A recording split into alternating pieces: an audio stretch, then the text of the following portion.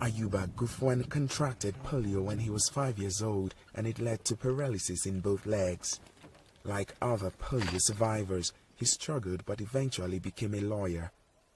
With money from his practice and donations, he opened the Beautiful Gate Handicapped People's Center, which manufactures wheelchairs that are distributed for free to survivors.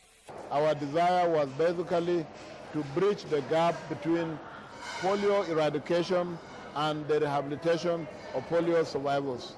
The focus of polio eradication is prevention-centered. There was little or nothing that was done to take care and to ameliorate the suffering of polio victims. For more than 10 years, Gufwan's center has helped about 18,000 survivors in Nigeria, Chad, Niger, and Cameroon. Ibrahim Umar received a free wheelchair and now works at the facility. I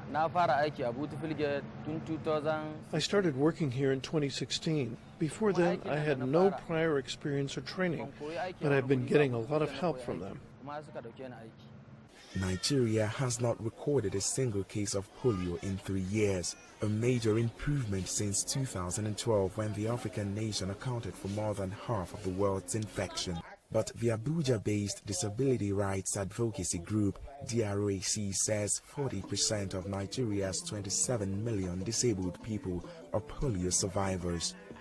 At a demonstration to raise awareness of their plight, the advocacy group says polio eradication is incomplete unless the disabilities of survivors are addressed. Every year, whenever we're commemorating polio, the focus is on polio eradication. Make sure all children get vaccinated. Make sure mothers are vaccinating their children. Make sure we kick polio out. But nobody ever thinks about those who have survived polio and are living with one form of disability or the other and going through various challenges. So for us, that's also a priority. Nigeria's National Assembly has passed into law a bill to ensure that disabled people, including polio survivors, have better access. Meanwhile, survivors like Gufwan are working to help those who have suffered the effects of polio to improve their lives. Timothy Obiezu for VOA News, Abuja.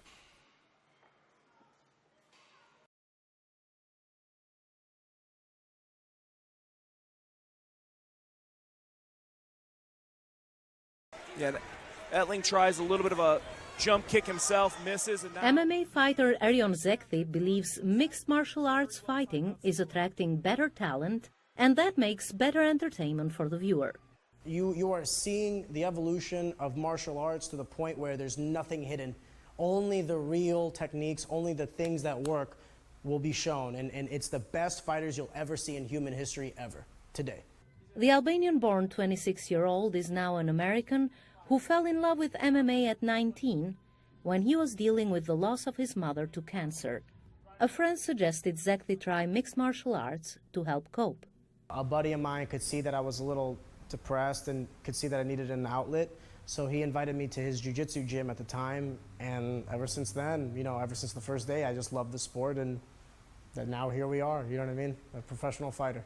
Many fans found it difficult to pronounce his name, and eventually he became known as the Albanian One. It is the Albanian One, Erion Zekthi, from St. Louis, Missouri, via Albania.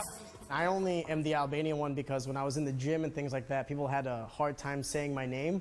So instead of saying Erion do this or Erion do that, they'd be like, hey, that Albanian guy, come over here, that Albanian one, go, do this, so it just stuck. Zekthi has a day job as a financial business planner while competing as a professional fighter. He says that athletes should have a career to fall back on. Make sure that you have a base. Make sure that if you fail, because chances are you probably will fail, and it's fine. Failure shouldn't scare you, but you should have a backup plan. Surprisingly, Zekthi says competing is the most relaxing activity in his life. I don't think about anything. The only thing for those 15 minutes that enters my mind is the guy in front of me. My pets, my family, my friends, nothing else matters for those 15 minutes. It's peaceful. It's simple. I like it. He's currently training for a fight in December that could lead to an invitation to compete in the UFC. This is a huge fight. The winner of this fight could very easily get the call.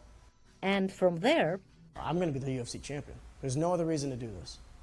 Although he does not get in the fighting cage to carry a nation, he adds that as an Albanian American, he finds joy in making his native country proud. Your winner from a rear naked choke. Ardita Dunellari, VOA News, St. Louis. Twisted steel and sex appeal, Erion Zekthi! Erion Zekthi adding another...